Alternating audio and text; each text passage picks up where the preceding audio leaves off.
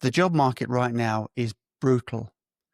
People are applying for dozens, if not hundreds of roles and hearing nothing back. There are stories of people who have been out of work for months. It's exhausting, it's demoralizing, and most of the advice out there doesn't help. My guest today is Marylin Schlamkow. She is a specialist recruiter who has helped everybody from homeless job seekers right through to senior corporate executives land a role that fits. And she's going to show you how you can treat your job hunt like a sales pipeline, not in a sleazy, pushy kind of way, but with focus, structure, and confidence.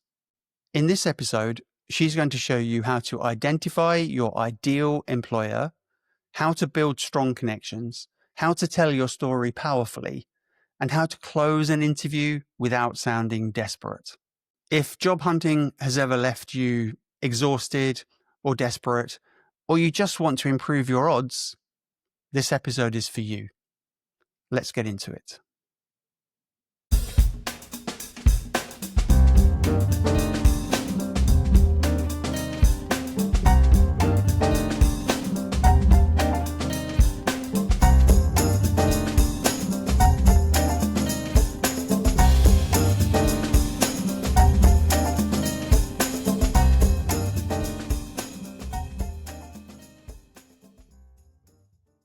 Marylin, thank you for joining us today. We have a lot to unpack. The job market is crazy right now, and I know that a lot of people are really struggling. Some are desperate. So this conversation couldn't have come at a better time. And we're going to walk through your approach, which can help people transform their job search. And one of your core principles is that you should think about finding a job almost as a sales process. Maybe you can just touch on what that means. Yeah. So a sales process is really about being super organized and having milestones that you want to hit, a strategy that you want to deploy, and having some reflection as well as part of that process. So hopefully, by giving a few tips on each of those areas, job seekers can be more organized in their search, and applying that structure can feel a bit more meaningful when the market's super turbulent and it's really difficult for people. Yeah. And it's interesting because you talk about being organized, which feels like quite a local thing. You know, I can be quite local, but a big part of it is actually going out into the world, isn't it? And it's finding jobs and it's making applications and doing all of the interviews. How does this approach of yours change that part? Mm. So hopefully it's going to give people the tools to be able to network with individuals confidently.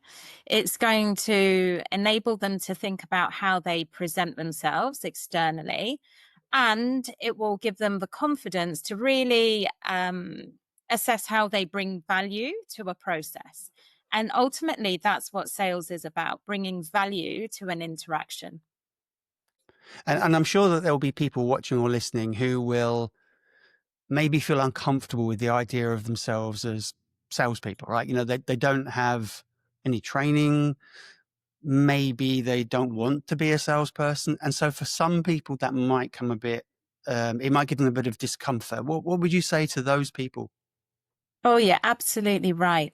So I don't know when it happened, but at some point, sales became a dirty word, something that we don't like to do or something that people shy away from.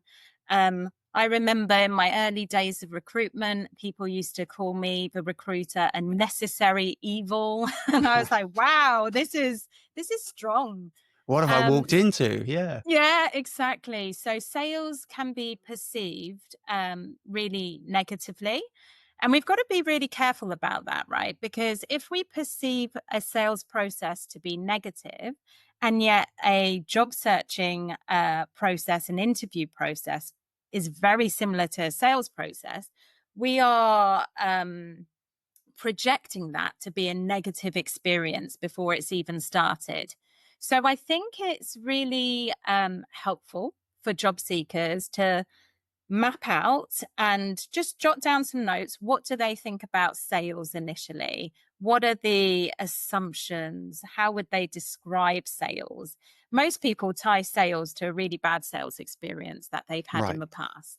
And if they rephrase, so they take a moment, assess where their current thinking is at, and then reframe that, right? Because in that reframe process, we can become more positive about the experience. So seeing sales as a process of solving someone else's problems, right? You have a job you need to fill. I'm going to bring some value to that process. I have a set of skills that you might like to purchase and buy. Let's talk about it. And then thinking about the sales process as a storytelling as well. So describing your experience, describing your skill set more as a storytelling experience removes it from feeling too salesy in people's eyes. And really, sales is ultimately about relationship building, right? Every time we communicate to someone, we are building some form of relationship with them. So hopefully that's three positive reframes that someone can apply to a process before thinking about, oh my goodness, I've got to sell myself to Mhm. people I don't know.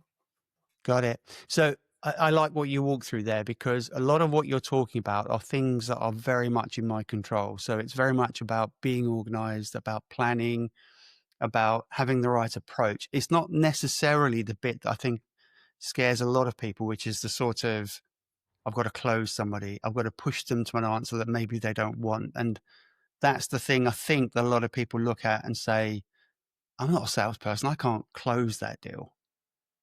Mm. Well, I think because many people have experienced a sales process where there's been a lack of integrity.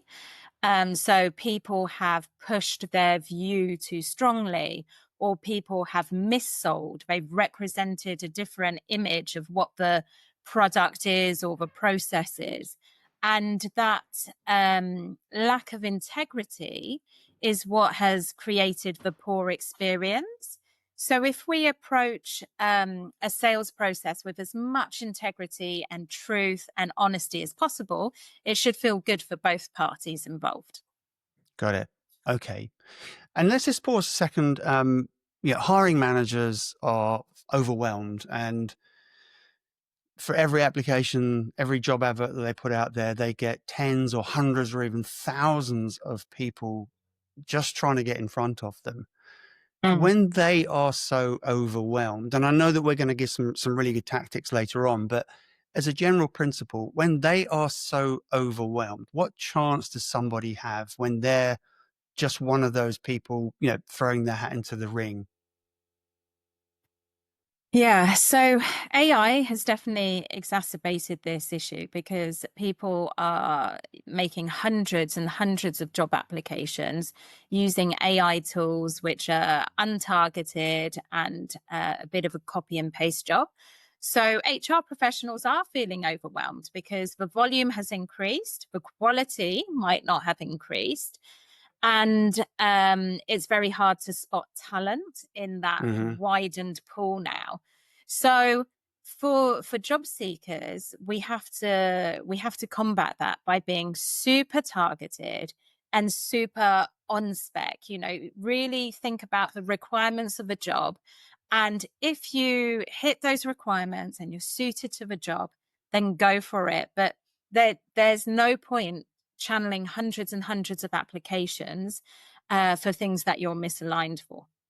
Got it. Okay, so it sounds like everything leads up to the CV and the actual application, and making sure that everything you've put in place before that means that when you do that, you've got a much better chance of resonating with the hiring manager, maybe the ATS, and just having that better chance. Is that fair? Yes, I would say so. And unfortunately, part of the problem is it's going to be a numbers game. There is a bit of luck in this market because the volumes of talent are so vast.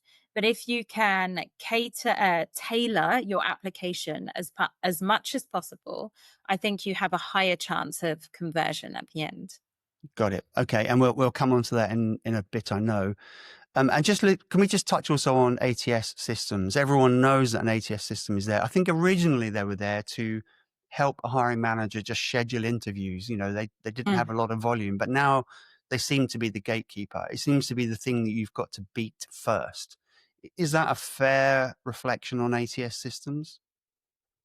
I think it's fair. And what's happened to ATS systems is every leading ATS system has now created an AI component or tool to improve its capacity and to improve its efficacy.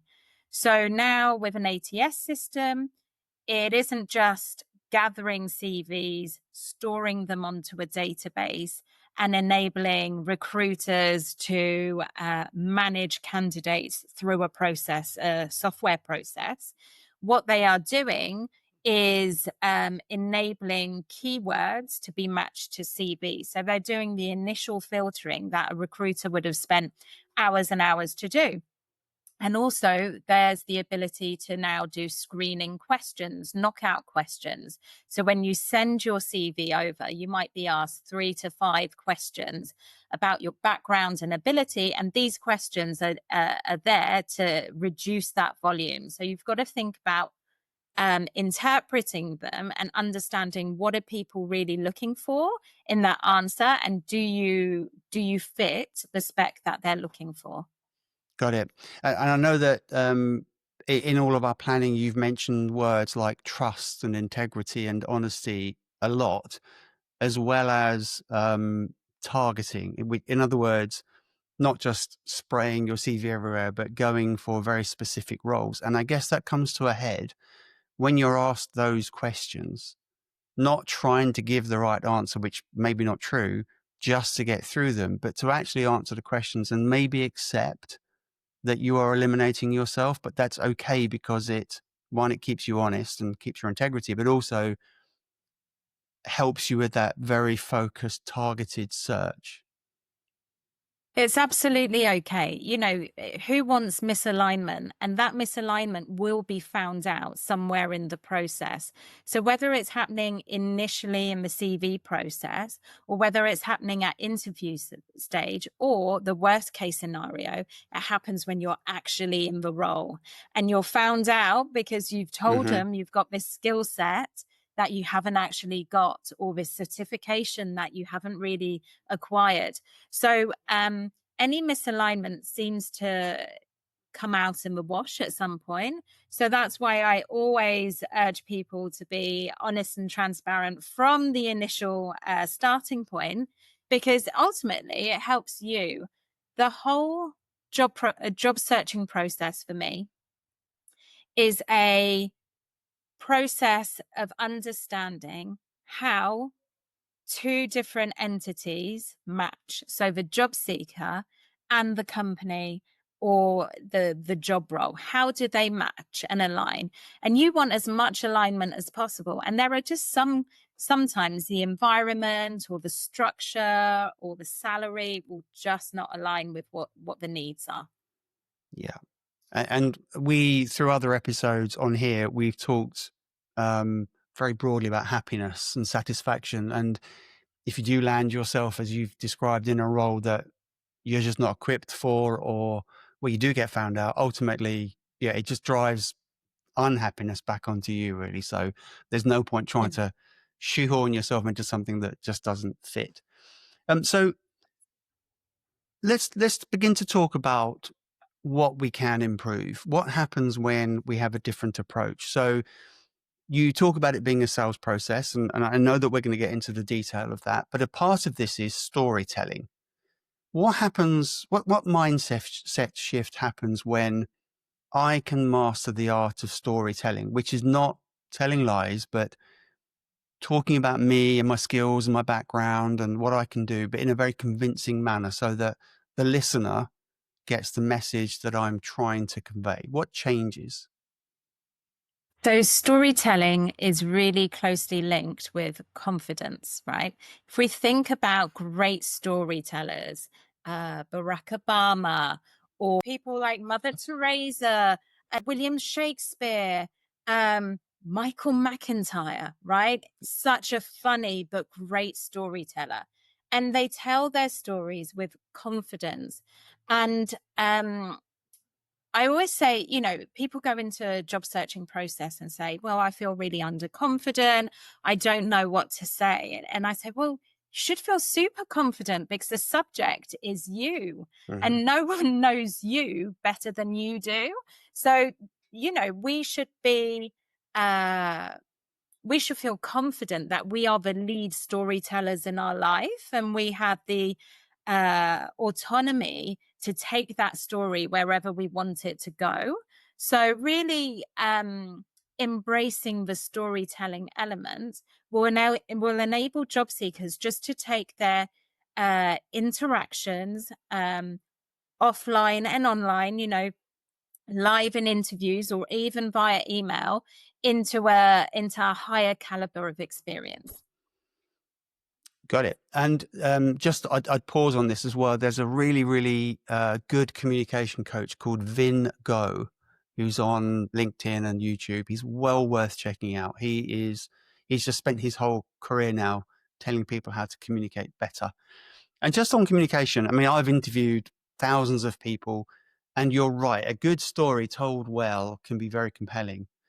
However, some people drift into rambling, like some people you just hear them start and you think, oh my gosh, yeah, we're in for 10 minutes now of CV walkthrough and their first pet and you just lose track and you lose the will to live.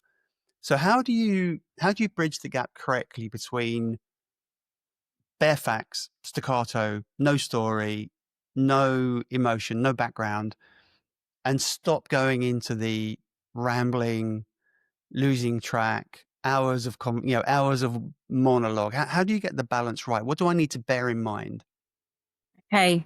Well, every good story has a beginning, a middle, and an end. We as humans like to process things in threes. It feels very good to us to process things into three components. When we have 5, 6, 7 things to remember, it can become overwhelming. And one feels a bit brief or flat. So having three hooks or elements to your story is really, really important. So it gives it a beginning and a middle and an end. And I would say everything you said in that initial delivery is really important. So it isn't just about detailing facts. People like facts, people like data. But what gives it integrity and congruence is emotion behind it. It's being able to say how we are feeling and connecting data and emotion together, and that makes a good story. Yeah, the power of three. There's many, many examples. I mean, one that immediately comes to mind is Tony Blair's famous speech. I think it was when he was trying to get into power, or he just got into power. But he said, education, education, education. He just repeated the same thing 3 times. And that Mm-hmm. power of three, as you say, is very compelling. Before we get right into the nitty gritty of the approach, one question I have in mind is very often, and these are desperate times for some people. A lot of people have been out of work for longer than they would really hope. And their home life gets a bit stressed because, the money's not coming in and whatever. And people may have a partner or a family at home that they're depending on, or sorry, who depends on them. And of course, there's a home dialogue of, did you apply for any jobs today? How's it going? Naturally, the people around the job searcher want to sort of, I guess they want to see them making an effort rather than just sort of sitting back and watching Netflix all day. So if they go from applying for everything and saying, I apply for 100 jobs today, down to I'm being very focused and I've only applied for 2 jobs this week, how do they communicate that back out to their partner without them sounding like I've backed off and I'm not bothered? Oh, it is a good one. So I would say it's about communicating the bigger picture. Okay. So it isn't about I've only applied for 2 jobs. It's about what other activity have I done to move me to my goal of getting a new job. So, firstly, I think people shouldn't be job searching all day, every day. Why? Because it's like when I do business development, I don't do it all day, every day, because it's draining. Like if you're putting your soul into it and your energy into it, it's very draining at the end of the day. So work in sprints, do it for an hour or 2 hours, take a break, do something completely different for your mindset, come back to it, do another 2 hour sprint. And then also think about all the things you can do to find that job opportunity, which isn't directly tapping out job applications. So, for instance, upskilling, it can be learning a new tool, it can be going to see a webinar, doing some networking on LinkedIn, it can be going to a in-person meetup, going to events that are just going to inspire you mentally. So this doesn't have to be hardcore job related skills. It could be personal development workshops, things that are going to fill your cup Yep. during a time which is draining, potentially very negative and super stressful. Because job searching is A, about the activity, but B, it's like, how do I keep myself in peak performance mindset and Yep. energy level so I get the best results at the end of the day? Yeah, and I agree with that, because if you manage to get through to an interview, you want to be in the best frame of mind. You know, you don't want to look like somebody who's stressed and tired and run out. You want to be fresh, and you still want to be positive. So, I think it's really important to do other things. And finally, before we get into your approach, maybe you can just give us a quick word on how you evolved this, because I know you're super experienced. So how did you arrive at this? How did you realize that having a sales approach would be really productive for job seekers? Mm. So I guess it's through experience. So my role currently is Global Employer Partnerships Lead at Generation, which is a nonprofit that upskills individuals who are unemployed or underemployed into new careers. And the piece I look after is creating partnerships with employers such that they'll go on to hire our learners and graduates at the end of the process. So it's a very recruitment led role. It's a sales based role. I'm connecting people to people and getting them to agree on a working arrangement. And I've been doing this line of work for well over 20 years. I fell into it when I was 18 years old, whilst I was at uni. I needed a part time job. And instead of doing Hmm. bar work, I was like, oh, I don't want to do bar work. I want to do something a bit more meaningful with my life. I had the opportunity of applying for a job at a young person's advice centre. Which focused on helping homeless individuals when they were struggling the most. And so my job there was to give general advice and guidance. But after many years, I found that I was really good at getting people into jobs. And if you think about homeless people, they're the people who are furthest away from the labor market. They literally have nothing at that moment in time.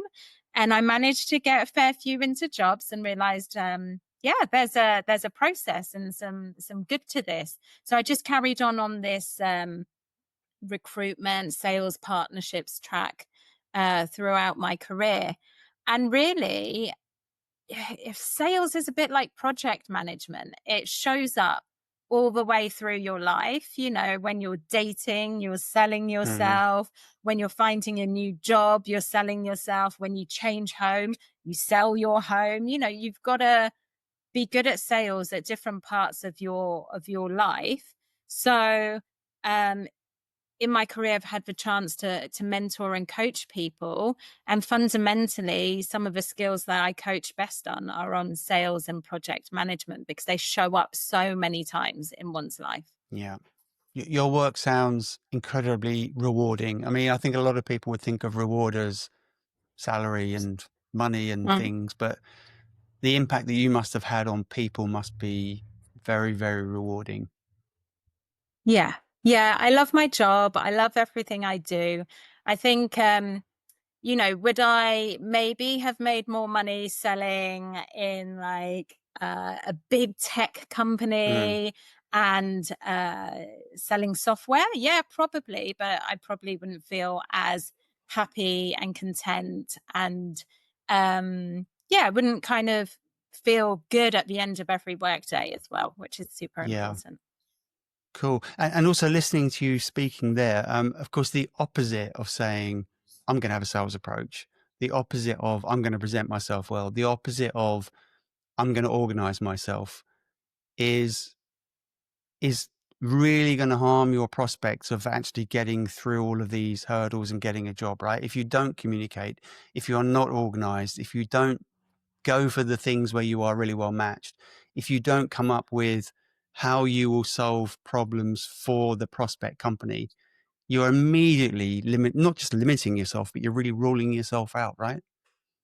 Yeah. Yeah.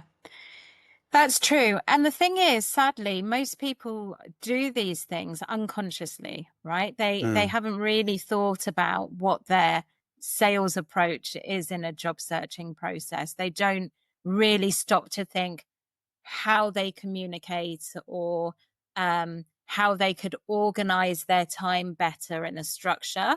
So a lot of our negative behaviors are super unconscious, and the biggest gift we can have is that feedback loop or someone helping us to get the unconscious to be more conscious so we can make a change. great. Well, let's get really practical now. Let's bring it home. Let's help Mm. people make that transition. What is the first thing? Let's just take me. Let's just say that I'm a job seeker. Maybe I've found it difficult for a while, and therefore I've been out of work for a bit, and everything that I'm trying is just not working. What's the first thing that I should do? Okay, so first thing you should do is look at how you're prospecting. So prospecting is a super salesy term, but it's the term to think about who you are approaching and reaching out to. So one of the first things with prospecting is thinking about your ideal customer profile. So ideally, if we had a magic wand, what is the type of company we would love to work for? And what are the type of people we would like to work with? Because at the end of the day, we spend more time with our work colleagues than we do our own families in some cases. So it's really important to think about what is that ideal community that you want to be involved in. So, thinking about your ideal customer profile, what I like to do is bring it back to when we were kids. Like when we were kids, we were super creative. We lose our creativity as we get older, and our playfulness, right? So, what job seekers can do is get a plain piece of paper, and on that piece of paper, start jotting down words, drawing pictures, or even scrapbooking the type of environment and job or sector or skills that they would like to have in that end role. And it creates at the end a nice vision board, right? It's something that they can stick up on their fridge or on the back of a door that they pass often to think like, yes, that's my North Star. That's what I'm aiming for when I'm going into a job searching process. And when we do this, what we do is we mentally set a vision and a goal, and we are better able to spot the opportunities that get us closer to that goal or the ones that push us away, right? So if I want to work for a big corporate, which has a strong brand, which is very well defined with business units, probably has, a very structured salary scale, defined job title, etc., etc. And I've put that on my vision board. When I come across a small startup, which is super fluid, doesn't have much of job description, doesn't really know what salary scale I'll be put into, has a moving goals and an idea of where they're getting to, but lots of structure to be defined. I can look at my vision and say, well, that doesn't fit. That's not quite for me. And it doesn't mean that you won't go for those types of opportunities. But when your time might be limited, so you've got 2 hours of job searching that day, and you see three big organization opportunities and one smaller organization opportunity that you might want to apply for, prioritize the big ones because they will get you ultimately to your desired vision. So it just helps you to prioritize. Got it. And when I'm doing that search, when I'm looking at my ideal customer profile, which I'm sure a lot of people in a lot of fields will have heard of, right? It's not a new term. Um, to what degree do I say, I know what I'm capable of, I know what my level is, let me stay safe? And to what degree do I say, I want to stretch myself, I want to go for something a bit bigger, maybe something I'm not that experienced with, maybe a level higher than I'm used to? Because I think that if you're moving for a job, you want to progress, but to Mm. what degree do I stretch myself, and to what degree do I sort of stay in my lane and stay safe? Mm. Well, let's think about the market in this scenario as well. I think when there are lots of opportunities and it isn't so tough to find a job, you could be a little bit more playful about how much you play outside your comfort zone. Right. In this really tough market where people have been applying and applying and the volumes are super high and competitive, I would say applying a good 80-20 rule to this structure feels about right. 80% in your comfort zone. You know you're able to deliver on those skills. You have proven examples of how you've done those types of projects or deliverables before, and you can story tell and talk to it. And then 20% is going to stretch you because you don't want something maybe that samey. You want that personal growth. So applying that 80-20 rule, I think feels right to me in this environment. In a few years, as things settle down, if we become more stable and there's less change Mm. in this world we live in, maybe those ratios will change somewhat. But I think that feels good to me right now. Okay, cool. And also, as you were speaking there, of course, there is the STAR technique, which I'm sure we won't cover today because it's a topic in its own right. But the STAR technique just helps you structure that answer. So, what situation were you in? Which tasks did you have to achieve? What were the actions that you took? And then what were the results? And that really helps people align themselves with either a question in an interview or the ideal candidate profile. So if you see a company that's doing something, you can think in those terms and say, how well do I match? And so now I've got my ideal customer profile and I'm starting to search and I come across a job description. How should I approach that? What should I look for? Are there any red flags? How do I know if I'm um, a viable candidate for that role? And also, of course, if it's a viable candidate for me. Mm. It's a bit like going back to that ATS system where we were talking about keyword matching. So, a process job seekers can do is define what are the skills that they bring to an organization, what are the certifications or knowledge pieces that help them, command that success.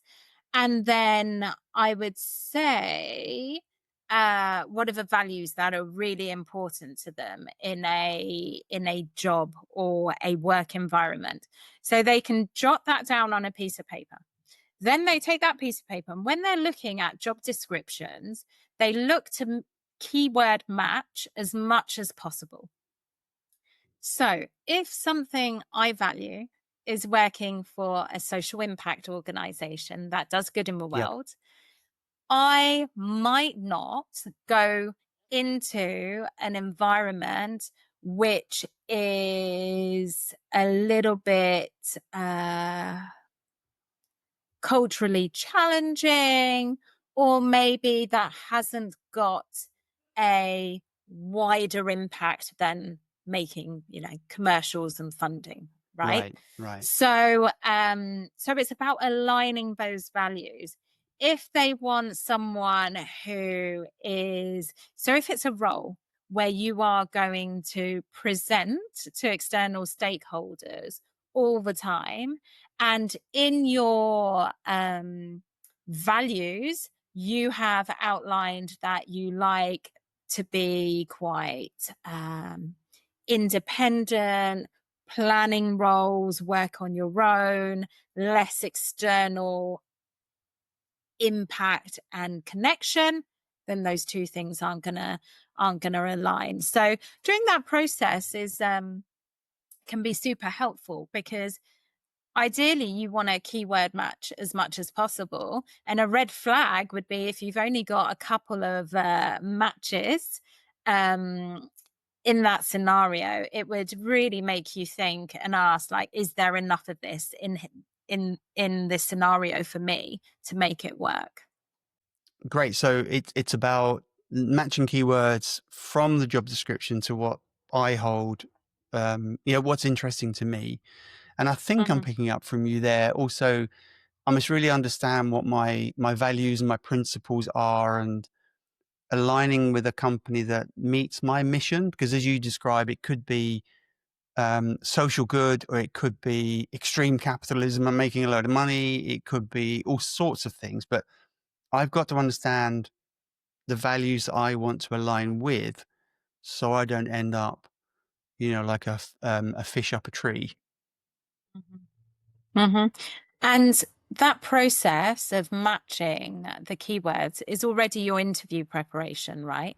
You're doing that very early on, because when you get to interview, people are going to ask you, why do you want this role? What Hmm. do you think you can bring to this role? Um, what's important to you out of a career? Where do you see yourself? So those types of questions can be answered by applying that exercise, looking at the job description, doing the work on your skills and values alignment, and seeing what matches, and literally circling the ones that you think are of most value in that process. Mm. So, I, I so it helps.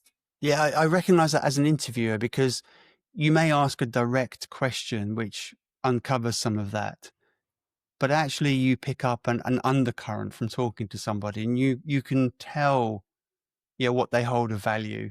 And sometimes the words they say don't match, but you can pick it up. So it's very important to get aligned with that in yourself and understand it and know it, because then your approach, the way you answer any question, will mirror what it is they're looking for. And I think it gives you an advantage or a disadvantage if you're being untruthful. Mm, absolutely. Yeah. Yeah. Cool. So we've talked about finding your ideal customer profile, and we've talked here about keyword matching, and just getting prepared and making sure that you apply for the jobs that resonate and align. What's the next step? Yeah, so as part of your prospecting, you want to use some form of CRM. So CRM is a customer relationship management system. So in businesses, you get it a lot in sales, and even in departments such as finance, etc., where you log your customer data. So the biggest business CRM out there is LinkedIn. HubSpot? Yes. Oh, okay. Yep. LinkedIn. LinkedIn. All right. Yeah. Yeah. LinkedIn. Sorry. You're right. It's Yeah. yeah. Well, it's there might be some data to show otherwise, but I hadn't that's thought of LinkedIn as a readily CRM, but you're available right. to It us. is, isn't it? It's Yeah. a CRM. Yeah. Okay. It's a whole list of companies, people, jobs on there. that enables us to do better business. And so you can treat LinkedIn like your CRM. So what companies am I looking for? So you can look for, automotive companies, or you can look for a specific company and then look at the people who actually work there. So you could try connecting with talent leads within those organizations. If you are going to be a finance manager, then connecting with the finance director is a smart move to do in terms of networking. So you can use CRMs to A, find people to reach out to, but B, to learn about those companies as well. What are those companies posting? Are they advertising any jobs? What kind of jobs? Will give you an idea as to what the current growth of that company is, where their focus is as well. If diversity is important to you, having a look at the current employee set, and if they all look very similar, of a similar kind of profile, maybe diversity isn't that rich in that organization. So that, that can help you kind of pivot your search as well. And a nice thing with LinkedIn is you can see who you have in your network who is working at that organization, or any connections that can give you an introduction to someone in that organization as well. And I think in this really tough job market, it's really important for people to leverage and lean on introductions. A lot of roles are going to people within networks. So if you can put yourself into a network for that, dream organization you'd like to work in, that will be useful to you. Got it. And I'm interested, you mentioned diversity there, and I know myself as a hiring manager. So I was in engineering. Engineering's a male dominated domain, right? And we always wanted more, for example, more females in, but you just didn't get the CVs. It was almost like, give me a chance here, help me hire a female. So if you are looking at a company and maybe you don't quite fit because the diversity, just looks very, very different to you, it may be worth applying anyway, because you could be the thing they're looking for. For example, if I had a role open and females applied, I would look at them first because I knew that I wanted to get more females in. Mm. Mm. Yeah. Yeah.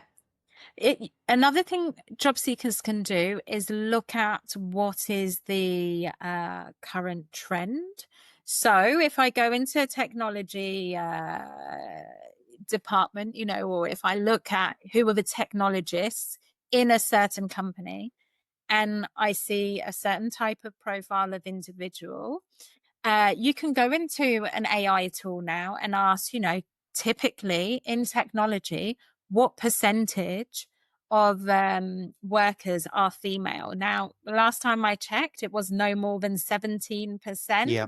Don't know if things have changed since. I haven't looked for a while, but that would be, that can help you check the assumptions you're making from that piece of information. So if I see a small cluster of females in that technology department, and I know that no more than 17% of women are technologists, then that feels kind of right.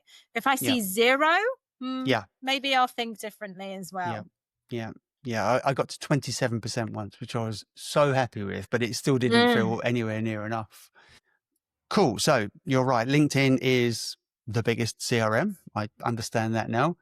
And you're encouraging people to just sort of look around and look for companies and look for people.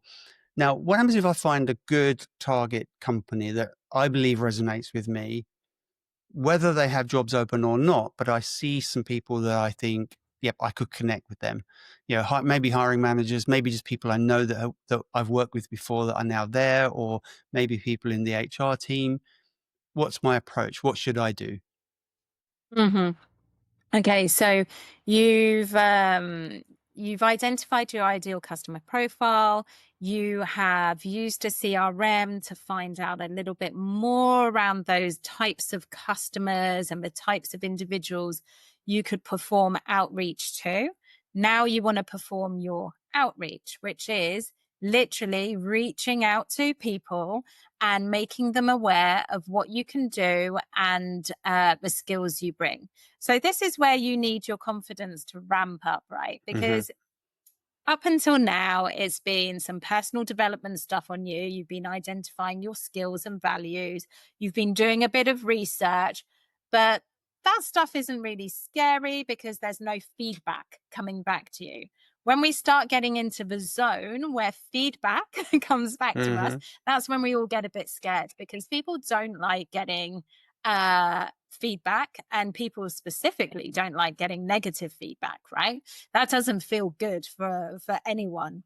So so that's why the outreach process can be a bit scary because we can be hesitant about the feedback that comes back to us.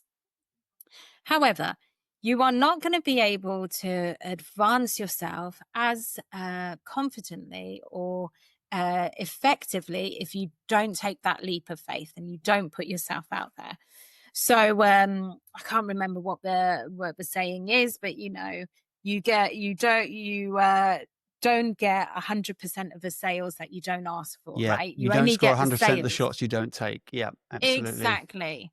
You've Yeah. got to be in it to win it. So So what there's do I all do? So I've identified Marilyn, for example. I'm going to reach out to Marilyn. What should I do? Is it an email, like a LinkedIn connection? And what words do I use? Mm. So try and do a bit of everything, right? So firstly, try and do a connection request on LinkedIn, trying to connect with me human to human, right? And sometimes you can write an introduction in that LinkedIn request, or you can just ping a LinkedIn request and start off by seeing if that person accepts you. Yep. So form some level of connection. Now, in an email format, you want to be really targeted with your information. You want to be able to give that person very quickly a view of why you're reaching out, why they should read on or listen to you, and what you have to offer. Again, notice I've done 3 points Yep. so that we can be nice and succinct Yep. in our approach. And by the way, Um, is the why mhm. I'm reaching out effectively, I want a job? Is that what I'm saying? It could be, but you could find more empowering ways to connect, right? I'm reaching out to you because I have been reviewing this company's performance. And I love the new products that you've released over the last year. And I would love to be the salesperson that promotes these products out to customers and helps the company to grow.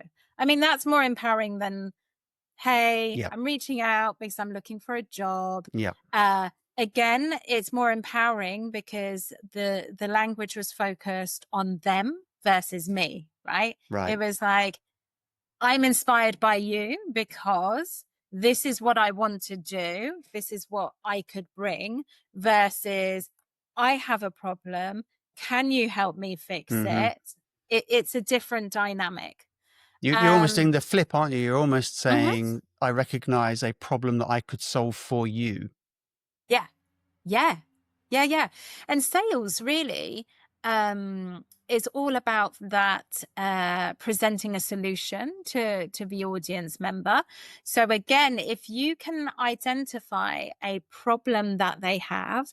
So for instance, sometimes you search a company website and you see the same job description come up Hmm. Hmm. again and again and again, and maybe the hook or the line in is, hi, I've noticed you've been advertising for data analysts for over 6 months.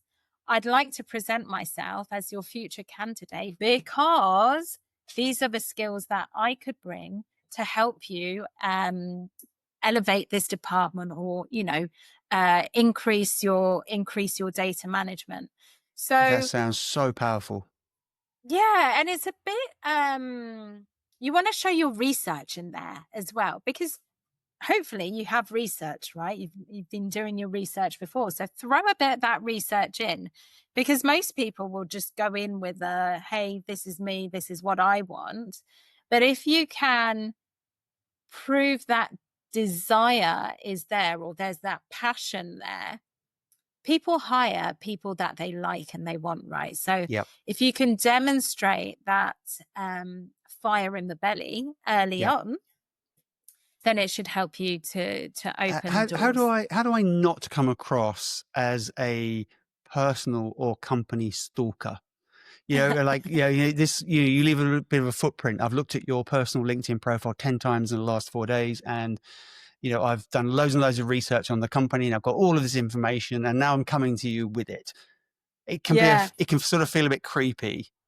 Yeah. First thing, don't be creepy. Right, good. Flip Yeah, no yourself creeps. Yeah. into the audience member. So, what would be an appropriate cadence for your interaction? So, if you are looking at someone's LinkedIn profile daily for months, oh, Mm-hmm. that feels a bit intense. Yep. If you are emailing someone once a week, that feels really acceptable. People are Mm-hmm. super busy.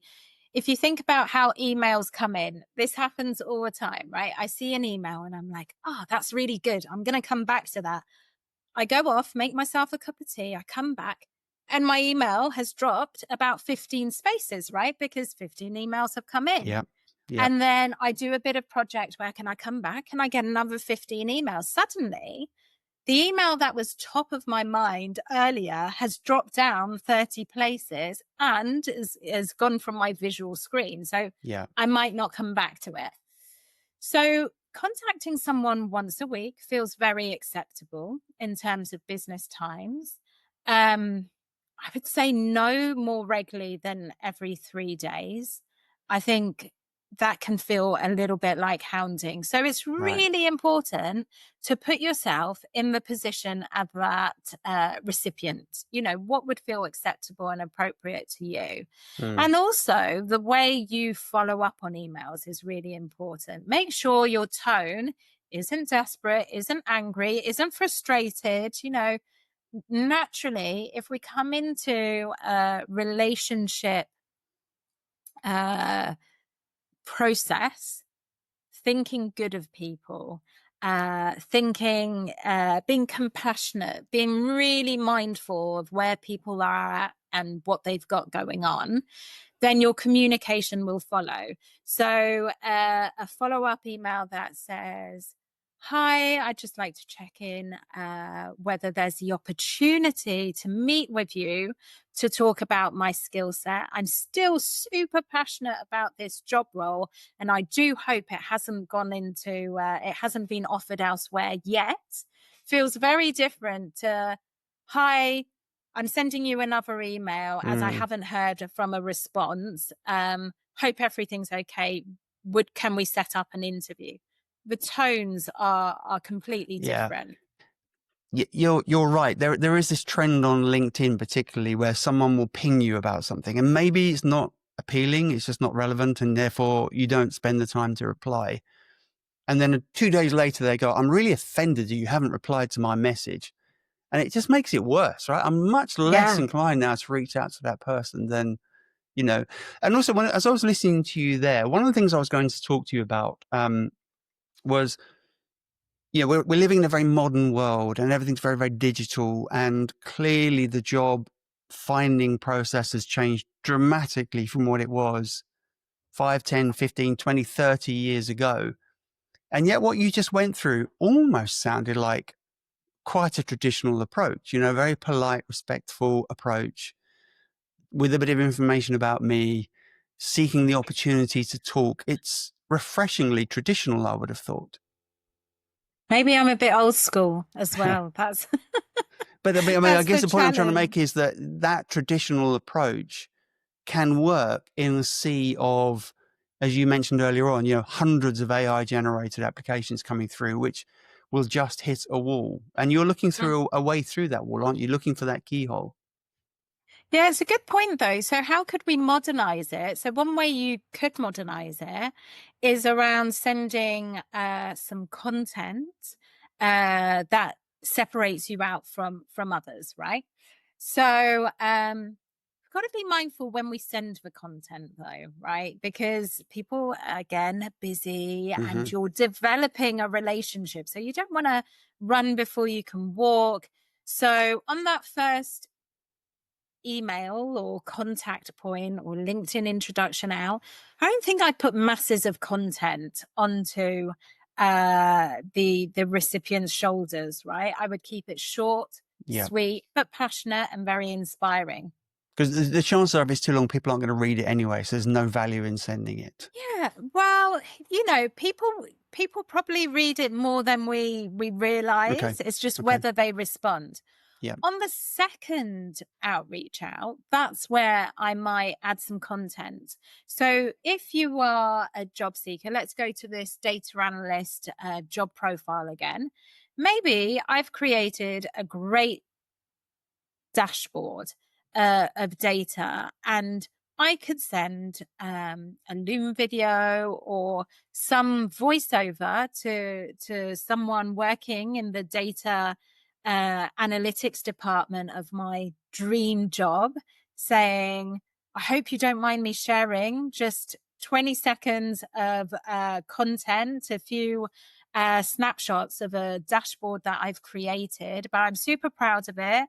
And this is a really quick way of you being able to see my skill set and what I can bring to the organization. Hope you like it. And I'd love the feedback if not, right? And if you ask for feedback,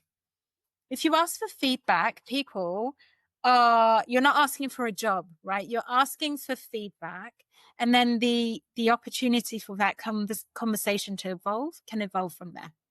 Got it. So you're really showcasing your work rather than just using words that describes potential that may or may not be there. Yeah, I would. And you've got to think about how you do it for different job categories and scenarios. So, taking my personal approach, how would I do it for my partnerships role? I might outline in a quick voiceover 3 partnerships that I created over the last 5 years that I'm super proud of. And then that went on to do amazing things. And that might Yeah. be best demonstrated with a quick voice note so people can hear how I talk, how I engage, my confidence levels, and my passion as well. Got it. Fantastic. So we've now reached out, we've made some contact. We hope it will be reciprocated, and we know what to do if it's not immediately reciprocated. Somehow now there's some proper contact. What's next? Mm-hmm. Well, hopefully it progresses on to an interview and you can get in front of that person properly and start building that relationship. So my key tip here is always think of it as a relationship tactic, right? You are meeting someone to discover whether you're the right fit for them and they're the right fit for you. So treat it like a discovery call. And how a discovery call's delivered? Lots of open questions, open-ended questions that allow people to talk, that allow people to story tell, and enables a good flow of conversation. So getting that interview opportunity is like gold. It's like Mm-hmm. the milestone that you're really reaching, because then your odds are really good for converting that sale, for getting that process over the line. And really in that interview, it's a prime opportunity to discover as much about each other as possible in the process. Yeah, it's interesting you say that because again, I know myself as an interviewer. I've heard this rule where you have 2 ears and 1 mouth and you should use them in that proportion. And I can remember being in an interview myself where I felt I hardly said anything and they loved me because what they're talking about is something which interests them a lot, which is themselves. Whereas if you're just sat there and you're just filling the airs and you're talking about yourself, it can be quite boring for the person that hears it. So that connection you speak about of, exploring with their problem, asking them questions, open-ended questions, and getting them to talk. You sometimes feel this urge to just do what I'm doing now, which is just speak endlessly and not let the other person have a go, because I really want to tell you what I'm thinking and how great I am. But actually, you're harming your chances. The more you can get the other person to speak with open-ended questions, the better the chances that you have of connecting with them. And how many people, Jeremy, ask questions only at the end of an interview? Yeah, totally. So many people do that, right? Yeah, they save up all their questions right till the last 5 minutes of the interview, if it even happens, because sometimes the last these 1 things minute. overrun. Yeah, exactly. So I would, my big tip here is throw your questions in throughout. So it's a conversation that goes back and forth. Don't save it up to the end. And reach that conversation level. Yeah. And open-ended questions. So if they've asked you around what was the most challenging situation in your last role? Okay. It's a competency-based question to understand how you might manage stress, challenges, difficulties, maybe your resilience, problem-solving ability, etc. You answer the question. Maybe you could say, I'm really interested in understanding what was your most challenging situation in the last 6 months for you as a team. Wow. Yeah. Okay. They then have to give you a little bit of something back, and you get to understand their resilience, their team culture, how they thrive or not in challenging situations. So it gives a bit of the not the power, but it levels the playing field, that it isn't just like you're asking me a ton of questions and I'm in response mode, but also I want to get to know you and your organization and see if I'm a fit. Yeah. It changes it from an interrogation to a conversation. Mm. And I've used that myself. You're in an interview and you can talk about, well, what's the company's objectives? What are you trying to do? You can ask all sorts of questions because it's in the interviewer's head. And when they have the option to sort of talk about that, they get enthused and that connection builds up. So you have found yourself in the situation now where you have created a connection, you've had some conversations, and maybe you've even been through an interview process, or you're in the middle of an interview process. How do I bring that to a successful close for me? How do I really solidify that connection so that actually they say, this is the person that we want and we're going to offer them the job? So I think this is about actually making it feel like it's a close to a process. So feeling that in an interview format that you are coming to the end of a conversation and it's structured and there are next steps outlined and involved. What you want to avoid is a fizzle out, kind of the energy just feeling like it just fizzles at the end and it doesn't go anywhere. So you can manage this process by saying, I really enjoyed the interview. If you did, let's not lie. Some interview formats aren't great or not great experiences. But if you enjoyed the interview, process, you can reaffirm that. Just say so, right? Yeah, I really enjoyed this interview process and back it up with why. I loved getting to know your backgrounds. I think the work you're doing is super exciting. I can see myself X, Y, Z. And so in terms of next steps, like what happens from here, where do we go from here? So you want to leave that interview interaction with a really clear, like, this is what happens next. Right. It will And either how do I do that without coming across too pushy? Because again, I've been in situations where someone more or less says to me, am I going to get the job? Yeah. And you're like, well, maybe you would have done until you asked me that. So how do I do this without becoming too pushy? Because I guess the interviewer is still in control and we must allow that to happen. Yeah. How do you do it without being too pushy? So part of it's going to be around body language and tone. So we can sound pushy just by the tone that we use, and the choice of words. I would really appreciate to have a conversation with you again. Is different to when will I be expecting feedback? Because I haven't had any for the last few interviews, and it's getting discouraging. So that think about your word selection really, really closely. And it's about framing it with lots of optimism. It's that glass half full. Like, I really appreciate the time that you've spent with me today. I'd really love to have another conversation with you. What would be the next step? Would we meet again, or uh, what's the next step in that process? Or will this be the last step in that decision process?